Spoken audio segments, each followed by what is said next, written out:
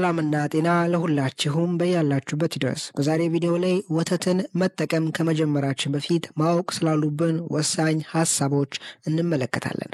በአጠቃላይ የምናነሳቸው ሐሳቦች ሳይንሳዊ ብቻ ናቸው። ለቻናሌ አዲስ የሆናችሁ ሰዎች እኔ ዶክተር ዳን ይባላለሁ። ቻናሉን ሰብስክራይብ በማድረግ ከጎን ያለችውን የደውል ምልክት አንዴ በመጫን በመለቃቸው ትምህርቶች የራስዎንና የቤተሰቡን ጤና ይጠብቁ።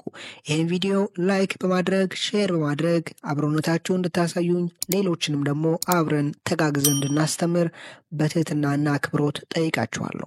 ለሚከተሉት ሁለት ነገሮች ተጋላጭ የሆነ ሰው ወተትን መጠቀም የለበትም። የመጀመሪያው ሚልክ አለርጂ። ወተት በውስጡ ቤታ ኬሲን ብለን የምንጠራውን ፕሮቲን ይዟል። በዋነኝነት ኤ1 እና ኤ2 ብለን የምንጠራውን ኤ1 ብለን የምንጠራው ቤታ ኬሲን ፕሮቲን አንዳንድ ሰዎች ሰውነት ላይ ሲገባ በቀላሉ አለርጂን ሊያስከትል ይችላል። ከዚህ በፊት እንደተመለከትነው ሰውነታችን ውስጥ በሽታ በንክኪ ወይም በምግብ መልክ ሰውነታችን እንደ ባዕድ የሚቆጥራቸው ውህዶች ሲገቡ እነዚህ የገቡ ውህዶች አደጋን ያስከትሉብኛል ብሎ ሰውነታችን ስለሚዘጋ ይሄን አደጋ ለመከላከል ሂስታሚን ብለን የምንጠራውን ውህድ ያመርታል። ይህን ውህድ ሰውነታችን በሚያመርትበት ጊዜ ነው የተለያዩ አለርጂዎች በሰውነታችን ላይ የሚፈጠሩት።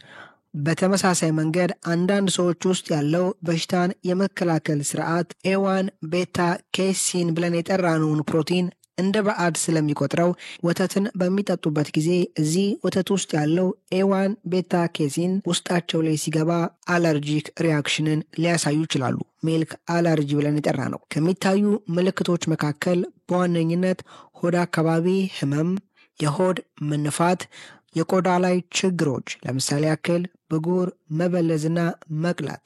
እነዚህ ምልክቶች የምትመለከቱ ከሆነ የሚከተሉትን ሁለት ምርጫዎች መውሰድ ትችላላችሁ። አንደኛ፣ የምትጠጡትን ወተት መቀየር።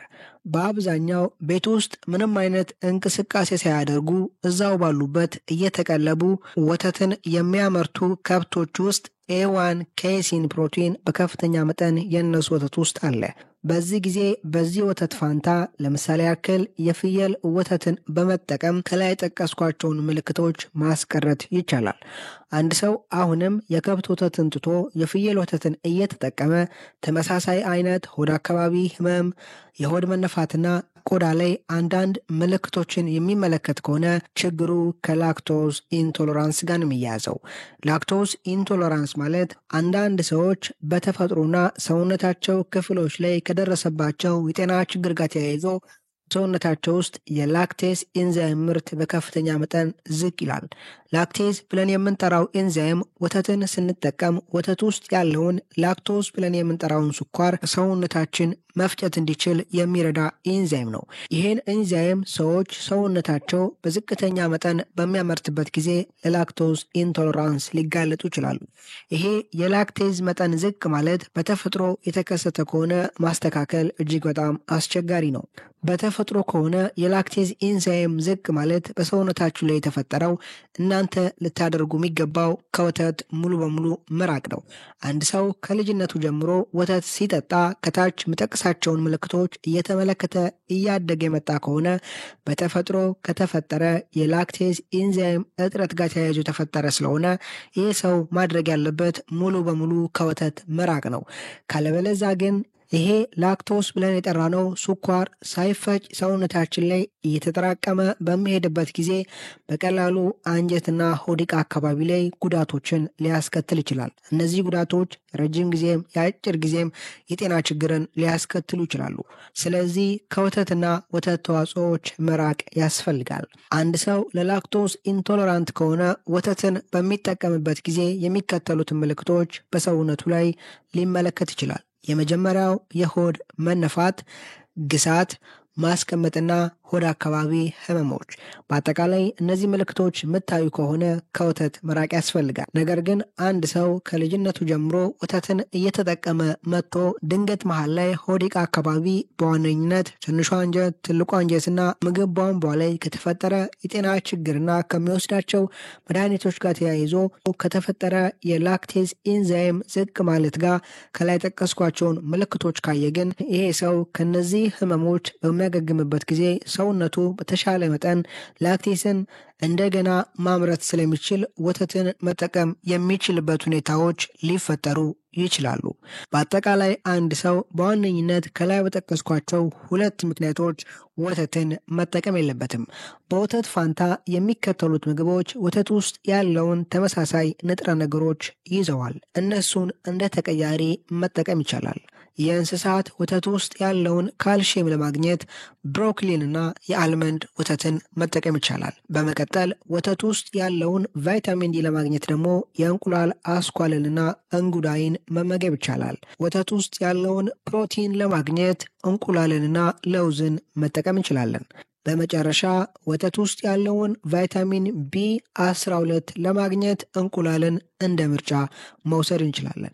ከዛ በተጨማሪ ወተት ውስጥ በትንሹም ቢሆን ፎስፈረስ አለ። ይሄን ፎስፈረስ ከቀይ ምስር፣ ከለውዝና ከአሳ ውስጥ ልናገኘው እንችላለን።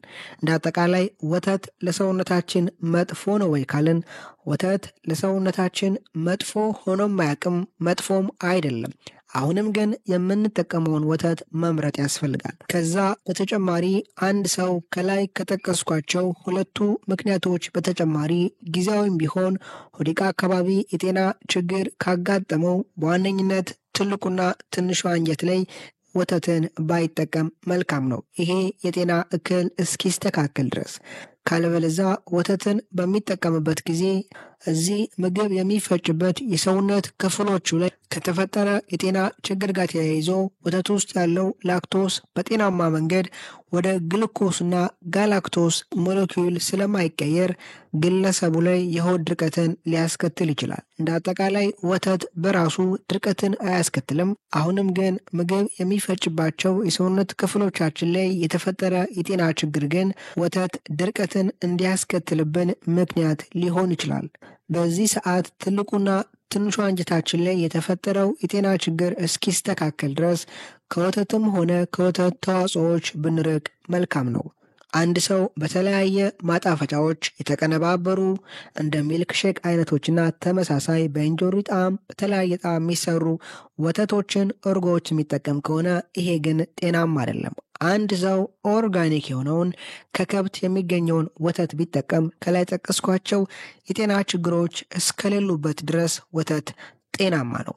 በዛሬ ቪዲዮ ላይ ጠቃሚ ሀሳቦችና ምክሮችን እንዳገኛችሁበት ተስፋ አድርጋለሁ። በቀጣይ በአስተማሪ ቪዲዮ እስከምንገናኝ መልካም ጊዜ ይሁንላችሁ ባይ